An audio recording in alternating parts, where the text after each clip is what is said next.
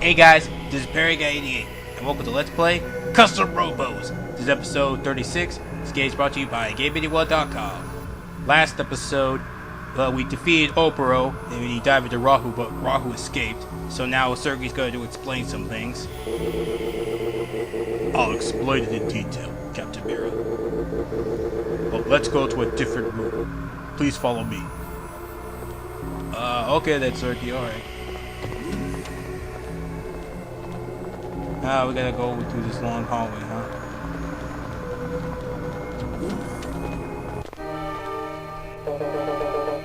Where are we? This room belonged to our leader, who passed away not too long ago. Z's leader? Yes. Someone here needs to hear my leader's final words. This is why I brought you to this place. Someone? Who? Who is it? Please, listen. These are my leader's final words. Ray, you'll never know how proud I am that you have come so far. Hey, Ray! How come he knows your name? Whoa, could it be? Oh, we're not gonna be funny, we're gonna be a little bit serious here. Yeah, let's choose this one. That voice! It's my dad! What? It can't be. The Z Syndicate's leader is really Ray's father? Let me continue playing the message. Ray, if you are listening to this message, that means Robo has returned, and our time is short. I wish that I could have been here to see you, to fight with you in this final glorious moment. However, if you are hearing this, it also means my time has come, and I am gone from this world. I have given my loyal friend Sergey details on your mission. Trust him as you would have trusted me. You do not have much time left. Give Sergey the watch I gave you to care for so long ago. With the power contained in that watch, you can defeat Robo. I failed you as a father in life, and my final wish in death is nothing but a fool's errand. I'm sorry, son. That was his final message. That watch, my dad, told me to keep it on at all times, never to take it off. He said it over and over. I promised him so many times. And he left me. Ray. Sergey, what's going on? Like you and Roy, I learned about the outside world when I became a Class S commander. So you disappeared right after you found out about it. Sergey, why did you leave without telling us? Because I met my boss. Boss? You mean Z's boss? When I found out about the outside world, I became curious. I wanted to explore it. And there, I met my boss. I was surprised to discover someone living in the outside world. And he asked me, "Why are you here?" And I told him that I wanted to know the truth about the outside world. Then he asked, "Is there something you need to protect?" Then I said yes. Marcia, my sister, you were the one I wanted to protect. Sergey. We spoke for some time, discussing life in our dome and outside. Finally, he asked me, "Do you want to protect this world from annihilation?" Annihilation? Yes, I have to admit, I really didn't understand his question. But I could see in his eyes that he was very serious indeed. I stopped to think, and I said yes. Then he said, "As long as you remain in your world, you will never see the truth. The truth lies in darkness. If you discovered an inconsistency in your perfectly ordered world, where all things are controlled, anything that cannot be explained, come see me again, and I may be able to help you. Tell no one that we met. Tell no one what we have discussed." With that, we parted ways. I thought about what he said, but I couldn't find any inconsistencies. That's because there are none. Roy, be quiet and listen. Continue, Sergey. Then suddenly, I found it. It was right in front of me from the start. When I returned home, I saw my sister waiting for me, and it struck me.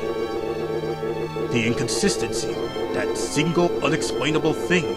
It was Marcia, her special power. Her strange power was a gift, and my late parents, they were suffering. Sergei. To all appearances, Marcia is an ordinary girl. And yet, the kids teased her, the scientists poked and probed, and still they learned nothing.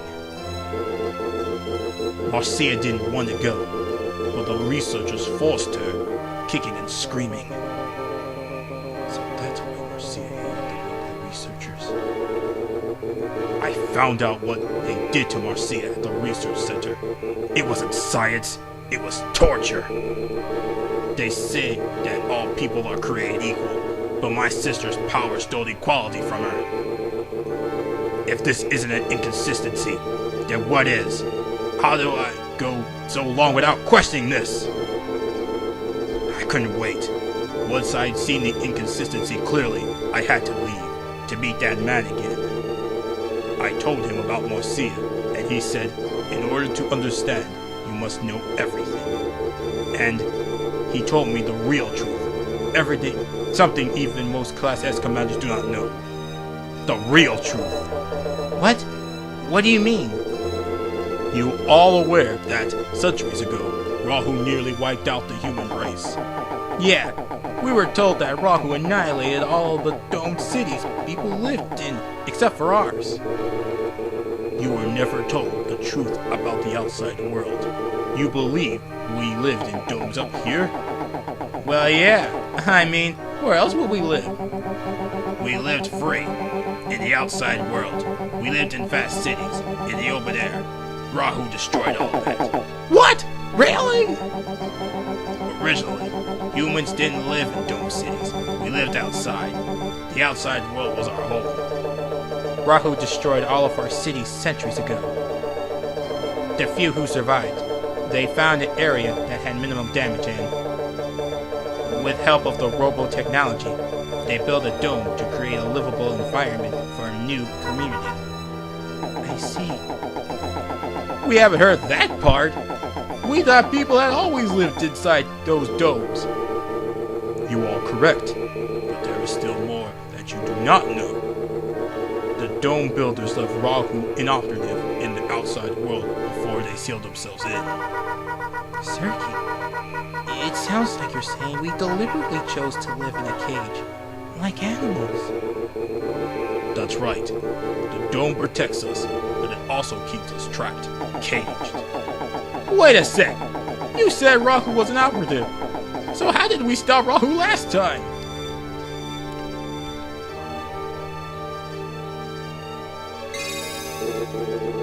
Rahu possessed no form of its own. It was more like a spirit than a living creature. What? No form? That doesn't make any sense. We saw it. It looked like a custom Robo. I'll explain that later. Let me continue though. Originally, Rahu was invisible, formless, but still physical, still capable of inflicting damage. We couldn't see it, but it was a real creature, and it evolved rapidly.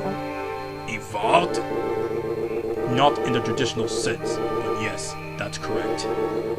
Rahu has two fundamental behaviors. The first is to acquire new targets, in this case, us.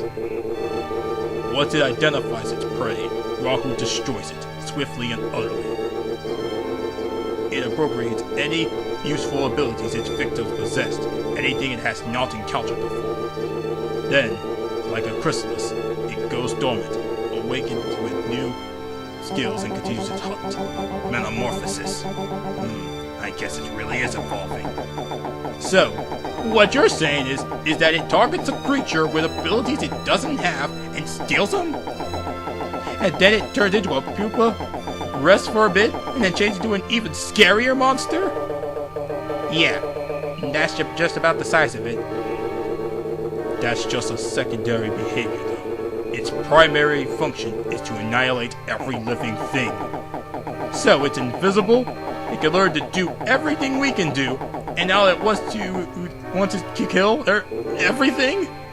Right. So, what can we do? I mean, other than just roll over and die?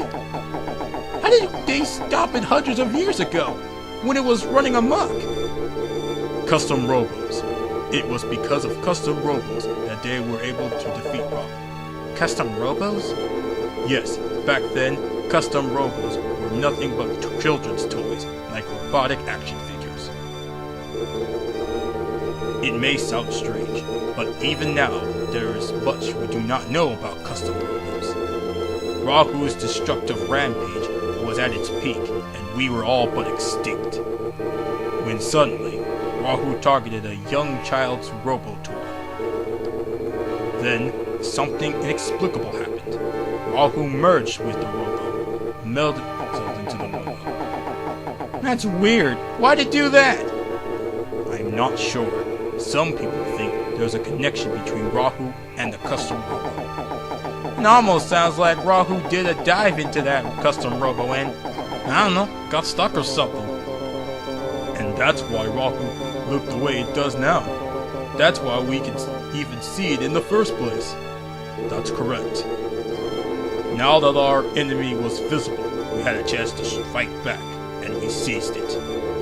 The government remodeled the custom Robos as weapons to battle Rahu's new Robo form. Finally, after many grueling battles, we defeated Rahu. Actually, let me correct myself. We didn't defeat it, but we were able to trigger its dormant cycle. The dormant Rahu has no new information to assimilate, and so it didn't evolve, it didn't awaken. We couldn't destroy Rahu, though. Instead, we brought ourselves some time. So that's the rest of the story. We didn't know.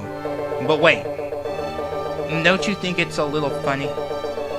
Rahu was capable of destroying an entire world, and we stopped it with a child's toy? I know what you're thinking. Rahu couldn't be stopped simply with the custom Robos. There was something else, a device designed to stop Rahu by triggering his Robo systems. A device? Sergey, why should we trust you? You're a member of the Z Syndicate now, and a traitor. Even if you're telling the truth, what does it matter? What's your point? You're right. It doesn't matter. Let me ask you, Roy. When did you first find out about Rahu's attack? Why you suddenly? I first learned the truth when I became a Class S commander. How about you, Captain Mira? It was the same. I didn't know a thing until I was promoted. Don't you think that's odd? What? This is the single most significant and traumatic event in human history, and no one knows? It's classified information. The government dictates who should and should not know. But how could they stop the survivors from passing on the stories to their children? The people respect the word of the government. They know it was confidential. Do you actually believe that the government has the power to silence such a terrible thing? Can you think of any other reason why no one ever talked about this horrific event? It does seem difficult to imagine. So many years has passed, and nobody knew the full scope of it. Even being a Class S commander didn't explain everything. The reason this is such a well-kept secret is not because the survivors chose to keep it a secret. It's because their memories were wiped clean. It is a secret because no one was allowed to remember. What? Oh, for crying out! Look, this is all starting to get real confusing here. What you're saying is that everyone, and I mean everyone, forgot about Rahu entirely? That's correct. That's impossible! What could possibly make everyone just forget about this all at once? Oh, nothing could make that happen. Naturally. Are you saying someone devised a way to erase every living human's memory entirely? Yes. The engineers of this foolish plan wanted to erase everyone's memories and implant false ones. Our government carried out this plan hundreds of years ago, once the dome was completed. What? The government found a way to make everyone forget about Rahu? Yes. The world exists entirely within this dome. Outside the dome, there is nothing. We are all raised thinking that this dome is our true home, where we will live and die. This is the great lie. The memory implant told us all that this dome contained mankind's entire world.